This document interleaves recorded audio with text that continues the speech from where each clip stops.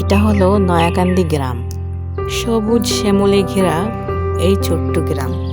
আর এই গ্রামে বাস করত সাজ্জাদ, আলিম, তামিম ও আবু সালে নামের 4 জন ছোট্ট ছেলে।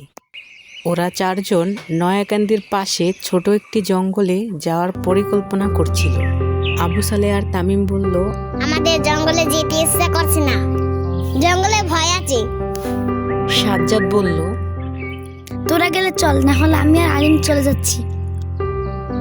আবু সালে ও তামিমের যেতে ইচ্ছা না করলে তারপর ওদের যেতে হয়।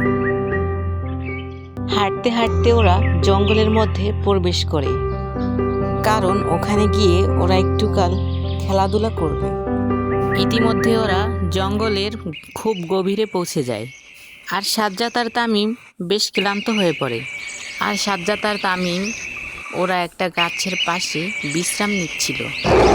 হঠাৎ করে ওরা কিসের যেন একটা শব্দ শুনতে পায়। পালাও পালাও। এ কথা বলে সবাই দৌড়াতে লাগলো।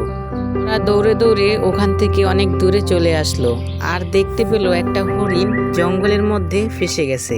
সাজ্জাদ বলল, এই হরিণটাকে বাঁচাতে হবে। আবু সালে বলল, চলো হরিণটাকে বাঁচাই। তারপর ওরা সবাই মিলে হরিণটাকে বাঁচাতে চলে আসলো। ওরা হরিণটাকে উদ্ধার করলো। এখন আমরা হরিণটাকে কি করব? চলো হরিণটাকে বাড়িতে নিয়ে যাই।